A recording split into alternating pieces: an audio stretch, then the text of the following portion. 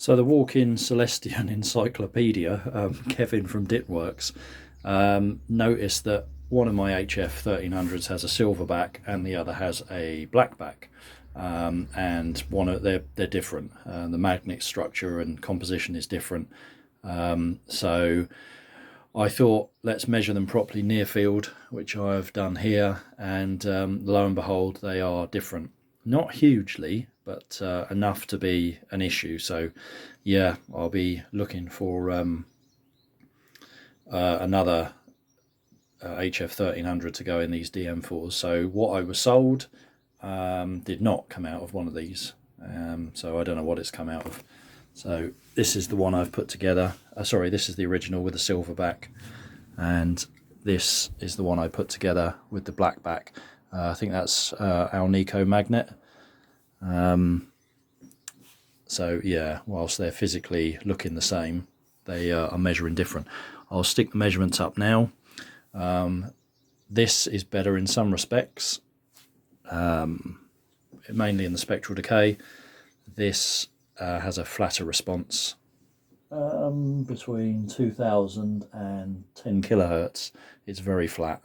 So yeah, I can see why this was used, and even with minor smoothing, it's still coming out really well. So yeah, there we go. Thanks, Kev.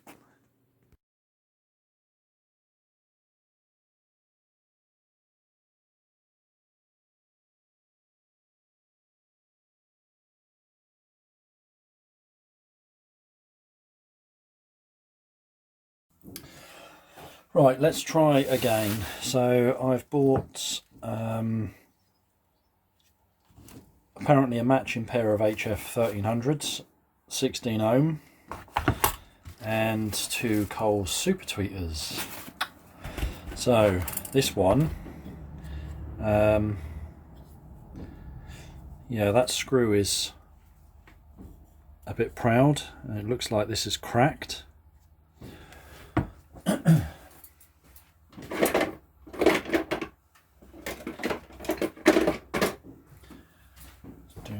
Let's have a look.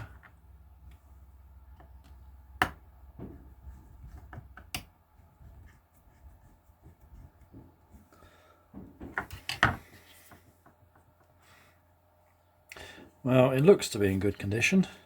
Let's have a check.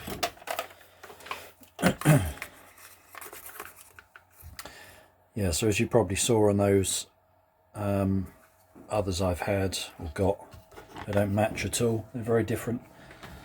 13.5 ohms, yeah, so that's looking good. Physically that looks okay as well. Alright, let's open up the other one. Yeah, again, looks good.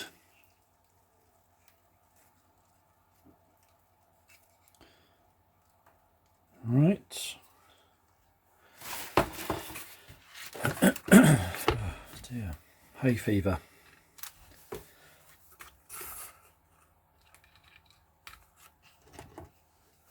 So what have we got? 13 ohms. Yeah, okay. Right, so that's looking good. That is looking good. Maybe we've now got 2 good tweeters. So let's have a look at these super tweeters. Yeah, again, nicely packaged. Let's get the cutters. Strong magnets. God, they're fighting now. So yeah, hopefully you can see that. Diaphragm looks in really good condition. Yeah, good. And the other. Yeah, again, diaphragm looks really good. No splits or anything. Okay.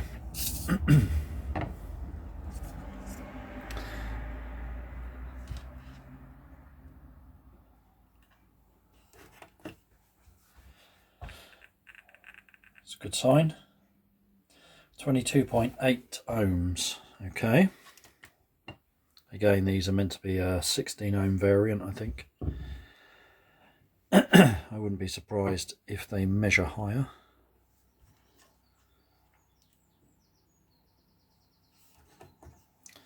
And this one,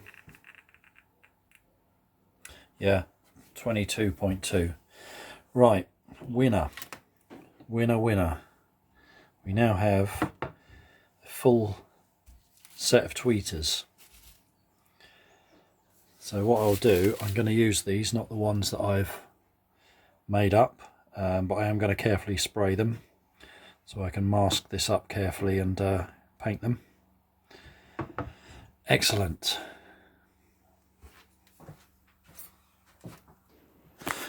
Right, back to wobbly cam, I'm afraid. Right, I've vinyl wrapped both of these now. There's the other one down there. And I've got to say, it was very difficult because of all of these angles. So you've got the vinyl running all the way around the cabinet, and then you take it over, and then you've got a cut line there and a cut line there. Then you have to wrap it in underneath and then cut it along the back, whilst trying to keep those cuts and joins pretty invisible, really.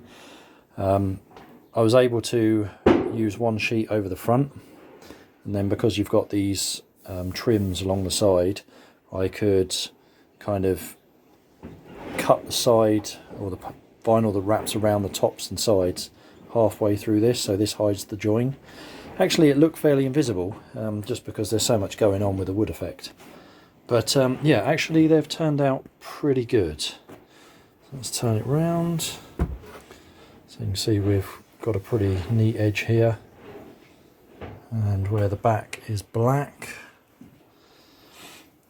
I think we are pretty good. So yeah, pretty pleased with how these have actually turned out. So I need to still cut out these sections here for the plastic blocks that go in here that the Velcro sits on. But yeah, we are, I think, cabinet wise on both of these finished now. So they haven't turned out bad. You know, you get bits on the edge. What I do when I finish wrapping it, and you know I've got it about right, is go around it with the hot air gun, which shrinks it and takes out or tightens it right up in the corners. So I'll probably do that when I've finished again. But yeah, pretty damn good, really. So that one's finished as well, and we've got our crossovers done, as you saw. I've also, I think I mentioned, I managed to find a pair of original Cole super tweeters. So I've carefully masked them up and sprayed the bezels black. So these that I made will get used in another project. And I found a matched pair of HF 1300s as well, 16 ohm version. Okay, so we are pretty good, and I have sorted out something for the woofer, so stay tuned on that. But yeah, basically I can fully assemble these again now, minus the woofers, and I've got the grills to recloth, which are over here. I've stripped them back, so that should be pretty straightforward, and then they can go back as well. So from something that I was going to strip for parts and throw in the bin, I mean it's not been cost effective at all, but it's I think we are going to end up with a really good pair of DM4s, nice and original, looking nice and smart again. Hopefully one of the better pairs out there, and they'll be looking for a new home after we've had some fun with them. So right, let's crack on. Right, so I've got the crossover screwed in the back, and they will only go in one way round. As you can see here, those screws are nearer to each other than these, so it will only go in one way. And then we've got these rubber grommets to put in as well. Okay, so I've soldered in the binding posts and the HF 1300 and the super tweeter, and we're looking pretty good. So what I'm going to do now is put the wadding back in, and then when I sort out the woofers, they're ready to go in. So yeah, very pleased.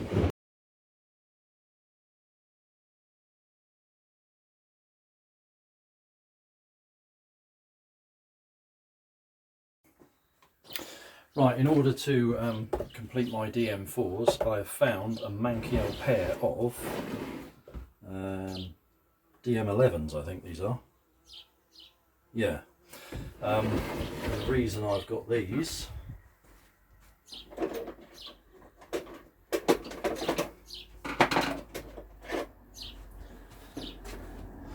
is because they have the same woofer. There we go. So Bextrine cone again, the 200/4, and that is identical to what we had in our DM4s. So these cabinets are absolutely shot to bits. I got these for about 50 quid. So I'm going to rob the woofers out of these. Cabinets, not going to do anything with, they are terrible. These tweeters are nice. So we're going to keep them, use them on something else. Got a plan for them, but yeah, otherwise we'll junk the rest. But yeah, finding a good pair of these has been quite difficult. I've got one spare from the one that was working, but it's not as good as these, so I'm really pleased with these. The paper cone ones I just sent back. I was going to do a cone transplant to get two Bextrine woofers working, but this was the better option. So we'll take this apart, have a quick look inside, and then fit them in there.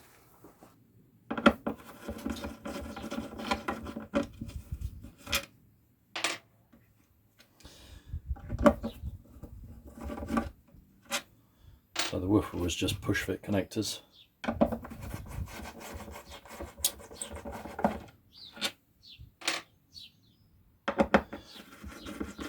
Metal inserts on these, which is nice. The same sound deadening that we've got in the DM4s. So there's our tweeter, looking actually quite nice. There we go. So probably an inch fabric dome, silk dome, but that looks quite nice actually. TW26 8 ohm, so I'm sure we'll find a use for that because that's in pretty good nick. In fact, I already have a plan, I think, so we'll probably make good use of these parts, that is. And there's our woofer. So I've just DC resistance tested it, exactly the same as the DM4 woofer. So very pleased with that, all in good nick. So finally we can get these finished. This is the crossover board I've just taken out, and got this inductor's broken off its mount. And interestingly, we've got, looks like a third order on the woofer. So we come in through this inductor, out to this inductor, which is an air core, and then out to our woofer with this 8 microfarad in the middle down to ground. And then on the tweeter we've got quite a lot going on as well. Looks like we've got third order on that, and some sort of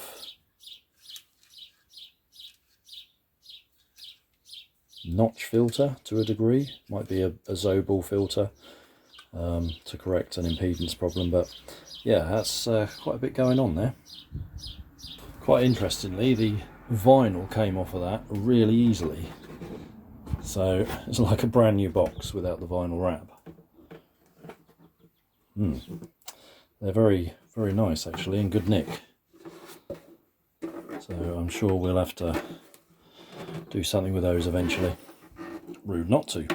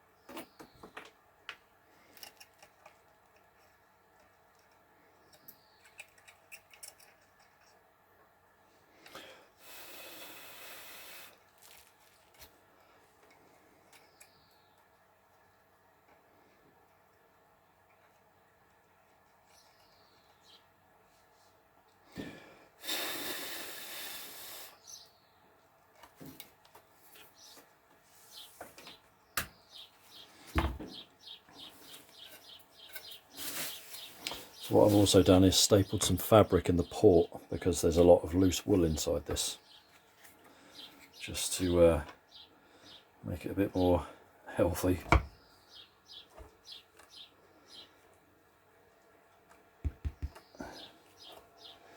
Right.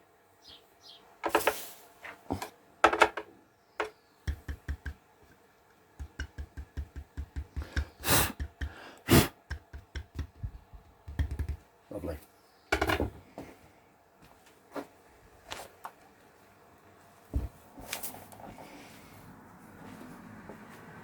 So there we go, finished speaker.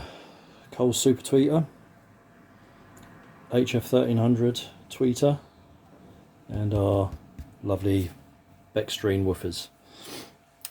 Re-wrapped, the angle aluminium refixed, new soft Velcro pads. Yeah, we've really turned these into something considering what they were when we got them. So just the grill cloths to do. Oh man, it's so hot out there. Right, finished. Annoyingly, I only had enough cloth to do this one, but the frame is all made up. In fact, I'll go and get that.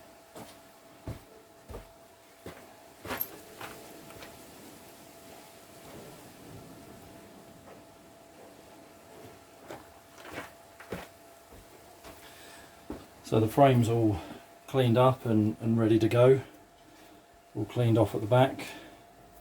Often rather than de-stapling everything, you see that okay? Yeah, I just go over it with a belt sander and it just cleans everything off perfectly. A lot easier. So yeah, once I get some more cloth, I can do this one as well. So other than that, they are absolutely finished. So finally we found a proper set of woofers, which are in beautiful condition. They really are. Kind of lucked out with them. I had to pick them up, but that doesn't matter.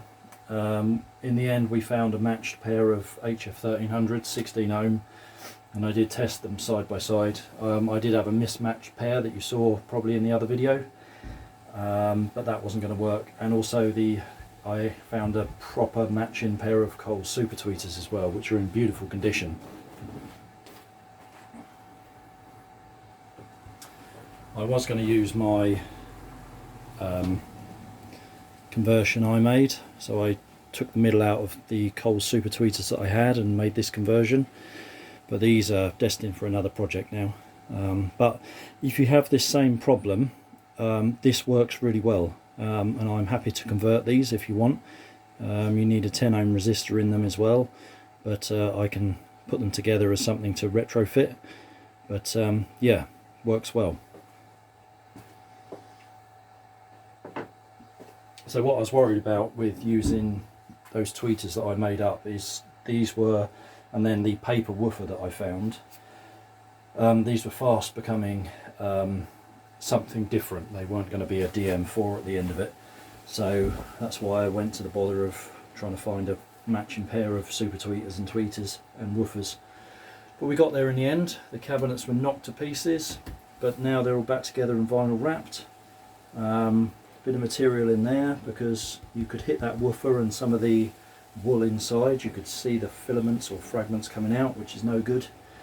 Yeah, just cleaned up. These angle aluminiums are screwed in now, not nailed in like they were before. Crossover's completely rebuilt and tested.